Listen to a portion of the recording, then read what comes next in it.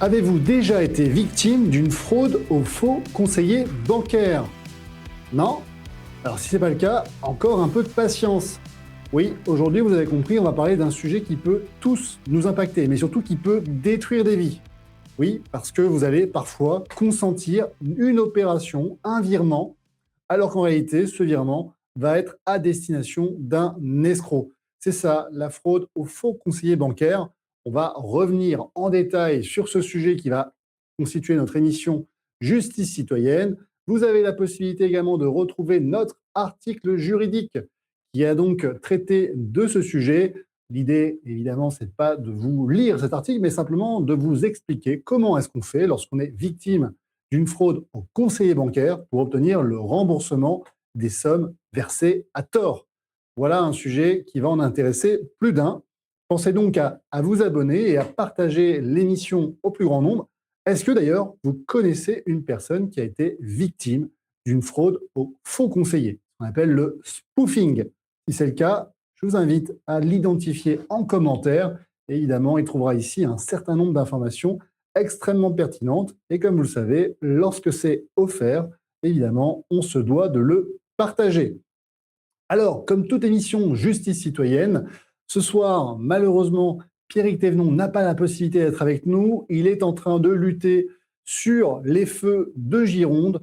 Donc, merci à lui, parce que oui, Pierrick Thévenon, ce n'est pas un youtubeur, c'est un sapeur-pompier professionnel et volontaire. Donc, force à lui et évidemment à tous ses camarades à qui on a une pensée affectueuse. Si vous souhaitez soutenir Pierrick Thévenon, vous pouvez vous abonner à sa chaîne YouTube, mais également à ses différents réseaux et très actif sur Facebook et sur X.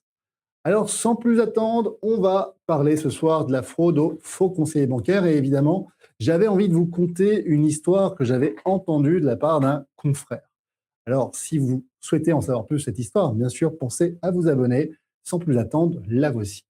Il s'agit d'une femme, Madame Tout-le-Monde, qui est appelée au téléphone et qui entend la voix de sa fille. Sa fille qui lui explique qu'elle a changé de numéro de téléphone et qu'elle est coincée. Elle a effectivement perdu ses affaires, elle a emprunté un numéro, un téléphone portable, et elle va demander à sa mère de lui faire un virement bancaire directement à l'attention de son compte bancaire.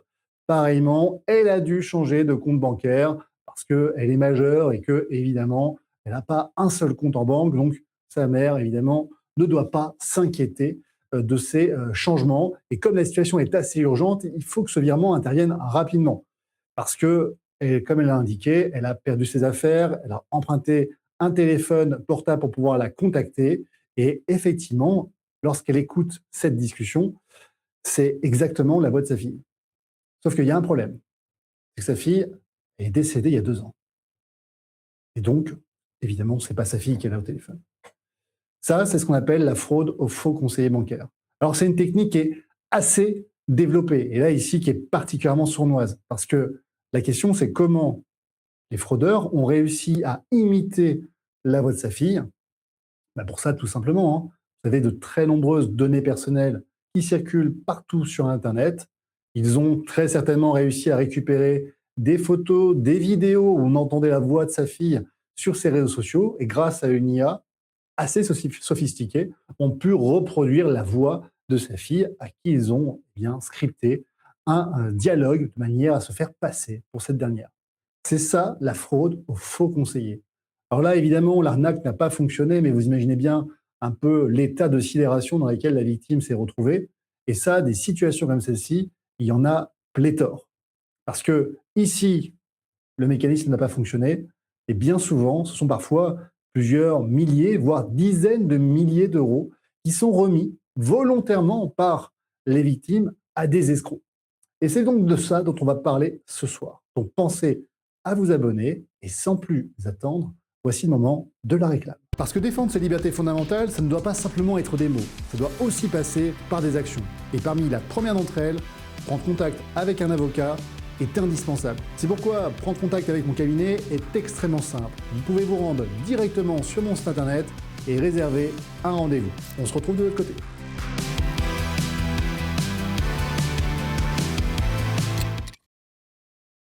Alors la fraude au faux conseiller, c'est lorsque vous avez un conseiller qui se fait passer pour votre conseiller bancaire et qui va chercher à obtenir un paiement volontaire de votre part. Vous allez tenter d'annuler un paiement, de bloquer un paiement ou de sécuriser votre compte bancaire. Bref, les mécanismes et les scénarios mis en place sont vraiment multiples.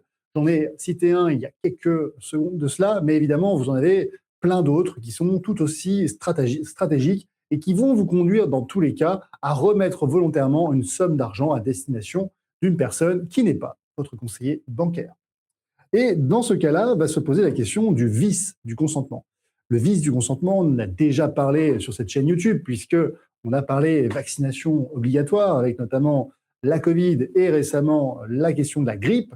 Eh bien, le consentement, c'est le principe suivant. Un consentement n'est valide, n'existe que s'il n'est pas vicié. Et donc, pour qu'il ne soit pas vicié, il ne faut pas qu'il y ait une erreur ou un dol, c'est-à-dire une escroquerie. Le fait donc de pratiquer des manœuvres qui viseraient à vous conduire à consentir à un acte. Donc ici, c'est exactement cela. Et lorsqu'on est face à un mécanisme de fraude bancaire, eh bien, vous avez l'application des dispositions du Code monétaire et financier, notamment les articles L133-18 à 24, qui prévoient tout un régime d'indemnisation, de remboursement de la victime d'une opération bancaire non consentie. Alors on verra, il y a un certain nombre d'avantages à être soumis à ces règles, mais il y a aussi des inconvénients. Donc, pour en savoir plus, restez bien jusqu'au bout, je vais tout vous expliquer. Alors, lorsque vous êtes face à une transaction litigieuse, transaction pour laquelle vous n'avez en réalité jamais consenti, en réalité, ce n'est que parce qu'il y a eu la manœuvre de l'osive, les manœuvres d'escroquerie qui ont été mises en œuvre, que vous avez été amené à remettre cette somme d'argent. Somme d'argent qui peut être parfois, comme je l'ai indiqué, extrêmement importante. Alors, l'opération, tout d'abord, va être considérée comme étant une opération bancaire non consentie. C'est important parce que si c'est une opération non autorisée, au sens du Code monétaire et financier, la banque a l'obligation de vous rembourser l'intégralité de la somme, mais également de rétablir le compte bancaire dans la situation dans laquelle il était avant l'opération litigieuse. Ça veut dire que si vous avez des agios, si vous avez des pénalités, si vous avez des frais qui sont engendrés par la perte de cette somme sur votre compte bancaire, vous avez la possibilité de demander à la banque de vous rembourser l'intégralité, de replacer votre compte dans l'état où il était initialement. Le régime est assez avantageux parce qu'en réalité, c'est à la banque de rapporter la preuve que l'opération non autorisée que vous contestez, l'opération, donc le virement bancaire que vous avez réalisé et dont vous considérez que vous ne l'avez réalisé que en raison des manœuvres frauduleuses qui ont été mises à l'œuvre à votre rencontre, eh bien, la banque a l'obligation de rapporter une double preuve. Elle doit rapporter tout d'abord l'existence d'une faute de votre part. Ça s'appellera une négligence grave. En d'autres termes, il ne suffit pas simplement de dire que le client a été négligent, il a effectivement validé l'opération par une authentification forte. On sait que ça a été récemment, on a eu de la jurisprudence sur la question de l'authentification. Est-ce que l'authentification vaut consentement? Les juges ont répondu la réponse est non. Une authentification, même forte, ne constitue pas un consentement. Donc, la banque doit prouver deux choses. Elle doit prouver d'abord que l'opération a été authentifiée, dûment enregistrée et comptabilisée sans aucune déficience technique. En d'autres termes, il faut que l'application de la banque fonctionne correctement. Ce qui n'est pas toujours le cas. Rappelez-vous récemment, le Crédit Agricole qui vous envoie une notification test Cédric. Cédric, si tu nous vois, j'espère que tu as toujours un emploi. Quoi qu'il en soit, c'est la première vérification. La deuxième vérification, après avoir rapporté la preuve que l'opération a été authentifiée, enregistrée et comptabilisée, c'est de démontrer que le client n'a pas commis de négligence grave. Et là, ici, on va faire la comparaison entre ce qu'aurait normalement fait un client normal, averti, et ce qu'a fait concrètement le client qui se plaint d'une opération non autorisée. Ici, c'est toujours une application au cas par cas. On va regarder ce qui s'est passé, la qualité des SMS, la qualité des messages. Si c'est du phishing, par exemple, par mail, où on vous a demandé de vous authentifier, on va regarder un peu la qualité du mail, s'il y a des fautes d'orthographe, si le logo est bien reproduit. On va regarder également aussi la nature des sommes que vous avez versées, si elles sont importantes, pas importantes. On va regarder en réalité vraiment comment vous avez été amené à être trompé et si une personne qui aurait été normalement placée dans votre situation aurait également été trompée. C'est vraiment une application, comme je l'ai toujours dit, au cas par cas. Donc ici, la banque doit rapporter la preuve, ce qui veut dire qu'il y a une présomption simple. On va présumer que lorsque vous contestez le paiement d'une opération bancaire, eh bien celle-ci n'a pas été autorisée. Plutôt avantageux. La contrepartie, parce qu'il y en a une évidemment, c'est que vous ne pouvez pas engager la responsabilité contractuelle de votre banque. Ça veut dire quoi? Ça veut dire que c'est un régime de responsabilité légale. C'est le régime prévu par le Code monétaire et financier. C'est le régime des opérations non autorisées ou des opérations autorisées.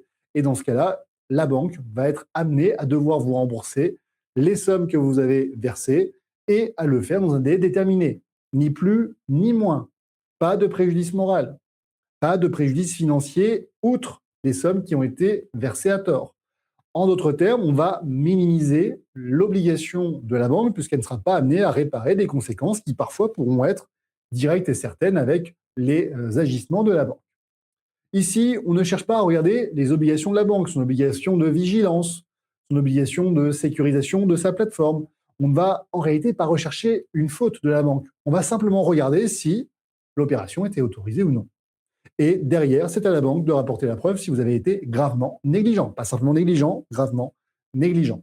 Donc on voit ici que ce que l'on donne d'une main, on la reprend d'une autre.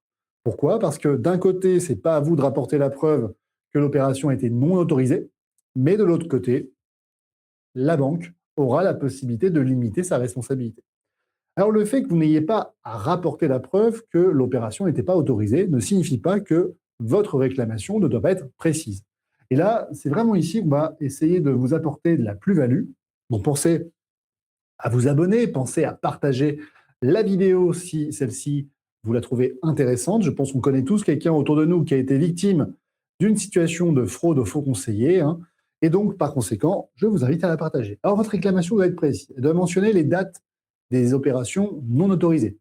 Elle doit préciser les montants des opérations non autorisées. Alors, s'il n'y en a qu'une, c'est simple. Elle doit préciser également les bénéficiaires de chaque paiement.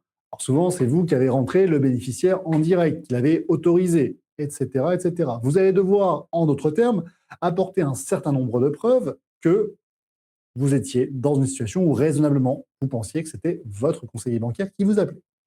Vous allez regarder également des captures d'écran, des appels téléphoniques, la durée de l'appel, éventuellement si vous avez enregistré l'appel, ce qui n'est pas toujours le cas, mais lorsque vous avez la possibilité de le faire, c'est quand même quelque chose qui sera très important. En d'autres termes, il faudra quand même apporter un certain nombre d'éléments importants qui permettront de dire si oui ou non l'opération était autorisée ou non autorisée. Une fois que vous avez fait cela, vous devez faire votre réclamation le plus tôt possible. Le texte parle de sans tarder. Alors sans tarder, ça ne veut pas dire grand-chose, mais bref, dès que vous en apercevez, et plus la somme sera importante et plus on considérera que vous devez vous en apercevoir rapidement, eh bien dans ce cas-là, vous devez signaler que vous avez une fraude qui a été effectuée et vous devez signaler que vous avez une opération non autorisée. Vous avez un délai de forclusion de 13 mois suivant la date du débit pour contester auprès de la banque. Alors, il faut le concilier avec deux critères. Le premier, c'est que le texte dit de sans tarder. Alors, sans tarder jusqu'à 13 mois.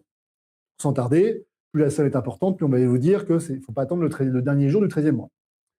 Ça, c'est la première chose. La deuxième chose, c'est que sans tarder, 13 mois, ça ne veut pas dire que vous devez saisir le juge dans le délai de 13 mois. Ça veut dire que vous devez faire une réclamation officielle, donc d'appeler votre banque. Ça ne suffit pas, hein, d'accord? Comment on prouve l'existence d'un appel téléphonique et du contenu de cet appel? Si vous avez la réponse, vous m'appelez parce que moi, je ne l'ai jamais trouvé. Et d'ailleurs, ceux qui me suivent depuis un certain moment, vous le savez, hein, j'ai des clients qui ont perdu énormément d'argent après avoir fait une déclaration de sinistre auprès d'une assurance de manière orale. Les paroles s'envolent, les écrits restent. Je crois qu'ils avaient déjà tout compris des ancêtres. Alors, 13 mois pour faire une réclamation et ensuite 5 ans pour saisir le tribunal judiciaire si vous êtes un particulier, le tribunal de commerce ou le tribunal des activités économiques si vous êtes un professionnel. Alors, je ne parlerai pas du fraude aux faux dirigeants parce que ça fera l'objet d'une autre émission, hein. Si vous avez apprécié le contenu de cette émission, on sera amené, je pense, à refaire une émission un peu différente, notamment à destination des entreprises qui peuvent avoir des fraudes aux faux dirigeants. Mais là, ce n'est pas le sujet de ce jour. Quoi qu'il en soit, lorsque vous respectez ces conditions, que vous avez fait une réclamation sans tarder, dans le délai de 13 mois au plus tard, que vous avez indiqué le montant des virements, les dates, les bénéficiaires et tout le contexte dans lequel vous avez été amené à consentir à cette opération de manière frauduleuse, donc en réalité à ne pas consentir, eh bien, vous avez la possibilité d'obtenir le remboursement intégral de la somme et le rétablissement de votre compte dans la situation dans laquelle il était. Donc, s'il y a des AJO, il faut que ça saute. La banque a l'obligation de vous rembourser dans un délai très précis. Alors, je vais reprendre le texte parce que, évidemment, c'est assez important. Elle a la possibilité de vous rembourser au plus tard à la fin du premier jour ouvrable suivant votre réclamation. D'accord? Donc, ça veut dire que ça va assez vite, hein. Vraiment assez vite. Si elle ne le fait pas, elle a un taux légal majoré de 5 points qui va s'appliquer. En d'autres termes, ça va lui coûter de l'argent de faire patienter ses clients du remboursement d'une opération non autorisée. Alors, pourquoi je vous parle de ça aujourd'hui? Parce que j'ai régulièrement des clients qui viennent me saisir sur des questions d'opérations non autorisées qu'ils ont effectuées suite à des appels frauduleux de faux conseillers. Oui, ça n'arrive pas qu'aux autres. Bien au contraire, je peux vous assurer qu'un grand nombre de personnes ont été victimes de ce type d'agissement. La difficulté, c'est que très souvent, vous avez la honte. Vous avez la honte, donc vous n'agissez pas, donc vous laissez ces fraudeurs prospérer et vous ne réclamez pas le remboursement des sommes litigieuses. C'est dommage parce que, ici encore, vous avez la possibilité, grâce au Code monétaire et financier, d'obtenir justice et d'obtenir le remboursement des sommes qui ont été versées à tort. Alors justement, quelle stratégie mettre en place lorsqu'on est dans cette situation? On évoquera toutes les stratégies, hein, celles qui impliquent un avocat comme celles qui n'impliquent pas d'avocat. Évidemment, nous ne sommes pas tous égaux devant la loi, mais grâce à cet article juridique qui accompagne l'émission de ce jour, vous avez la possibilité de vous y appuyer dessus pour rédiger des courriers mis en demeure. Et si ce n'est pas le cas, pensez toujours, mon cher Gauthier, c'est le moment de la réclame. Parce que défendre ses libertés fondamentales, ça ne doit pas simplement être des mots, ça doit aussi passer par des actions. Et parmi la première d'entre elles, prendre contact avec un avocat est indispensable. C'est pourquoi prendre contact avec mon cabinet est extrêmement simple. Vous pouvez vous rendre directement sur mon site internet et réserver un rendez-vous. On se retrouve de l'autre côté.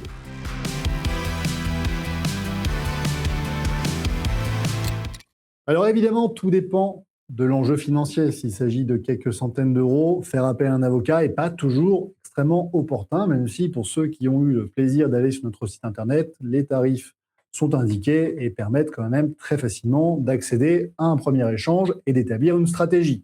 Établir une stratégie avec un avocat, ça ne veut pas toujours dire que vous allez forcément solliciter et mandater l'avocat. Ça veut simplement dire, est-ce que j'ai des chances de succès ou non? Est-ce que je suis dans mon droit ou non? Et est-ce qu'il y a une stratégie qui pourrait être payante et me donner gain de cause? Parce que si on vous dit qu'il y a 100% de chance d'obtenir justice et si on vous dit qu'il y a 0% de chance, le tarif peut être plus ou moins important, mais pas forcément déterminant. On reviendra toujours là-dessus.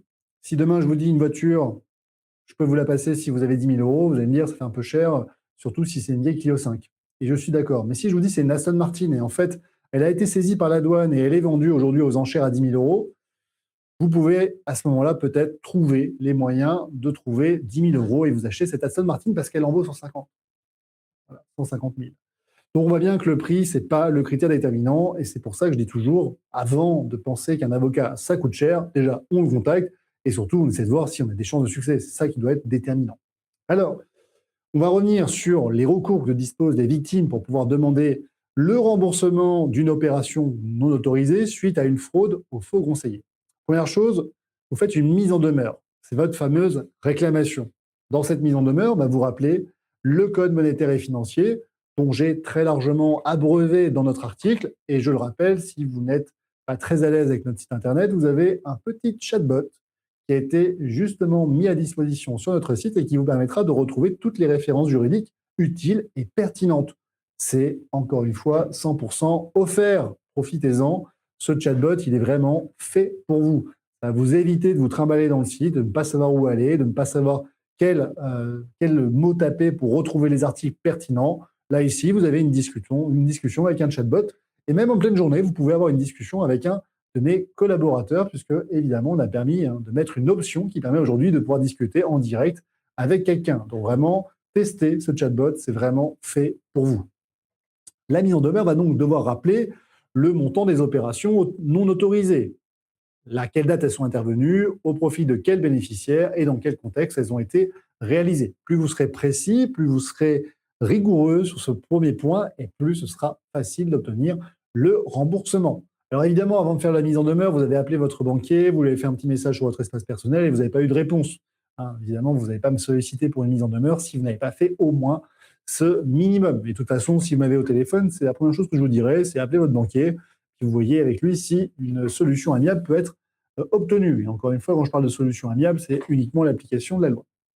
Si jamais vous n'avez pas de réponse ou une réponse insatisfaisante, vous avez la possibilité de saisir le médiateur bancaire. Alors c'est surtout pour les particuliers, mais même pour les professionnels, selon certains contrats dont vous pouvez bénéficier, vous avez la possibilité de saisir un médiateur bancaire. Ça peut permettre, grâce aux recommandations du médiateur, de solder des litiges. Alors on l'a souvent saisi, ça fonctionne pas très bien. Ça fonctionne pas très bien parce que en fait, pas assez de moyens pour répondre à tout le monde. Les opérations non autorisées comme celle-ci, que je vous ai décrites, il y en a tous les jours. Et évidemment, le médiateur ne peut pas répondre à tout le monde. Mais, comme vous le savez, depuis le 1er septembre 2025, la réforme de la procédure civile nous enjoint, en tant qu'avocats et en tant que justiciables, de prouver que nous avons entamé des discussions afin de pouvoir mettre en place des mesures de résolution amiable des litiges.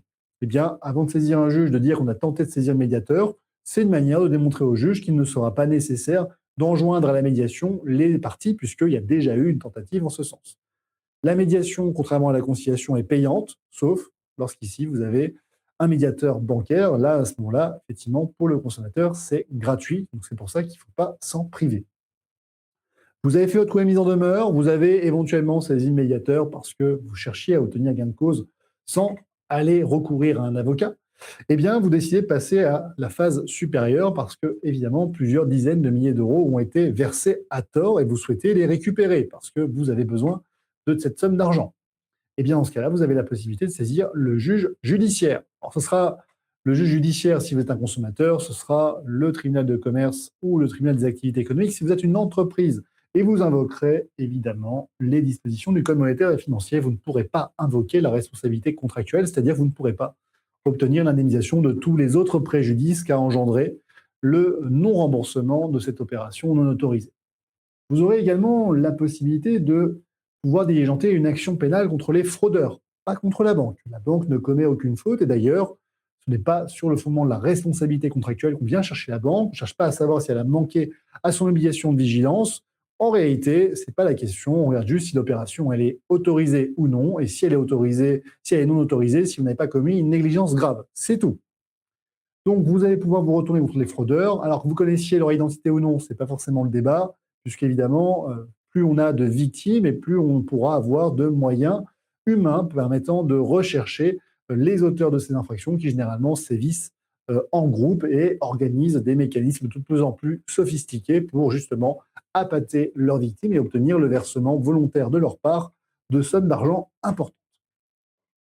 Alors, comment on peut faire pour se protéger face aux arnaques bancaires? Alors évidemment, ce n'est pas en consultant un avocat. Il faut être vigilant. Il faut faire évidemment énormément de prévention. C'est pour ça que je vous invite à vous abonner à la chaîne YouTube et à partager ce contenu au plus grand nombre parce que, encore une fois, ça n'arrive pas qu'aux autres. Vous êtes extrêmement nombreux à nous contacter régulièrement pour nous dire que vous vous êtes fait arnaquer. Et les mécanismes et les scénarios mis en œuvre sont de plus en plus sophistiqués. Je le rappelle tout à l'heure, c'est la voix de sa fille qu'on entend au téléphone. Elle explique qu'elle est dans une situation d'urgence, qu'il faut agir très rapidement, on n'a pas le temps de réfléchir.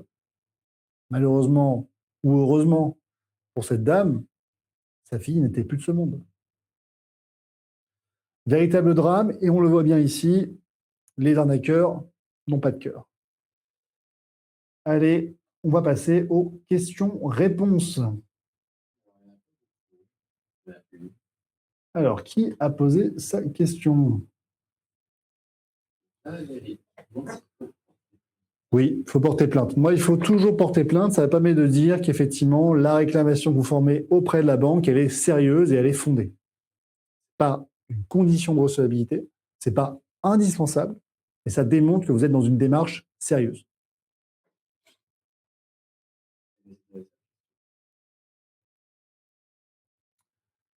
Ah bah écoutez, ça a été rapide ce soir. Je vois qu'on a eu plus de succès sur les réseaux sociaux et la majorité numérique. Bah, tant mieux.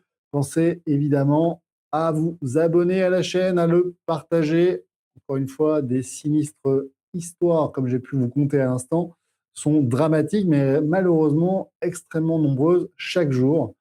Encore une fois, les arnaqueurs sévissent, y compris à l'autre bout du monde. Donc, il est normal qu'il y ait de plus en plus de victimes. Soyez donc vigilants, pensez à vos amis, à votre famille, partagez ce contenu au plus grand nombre et on aura le plaisir de se retrouver la semaine prochaine. D'ailleurs, mon cher Gauthier, quel est le sujet de la semaine prochaine?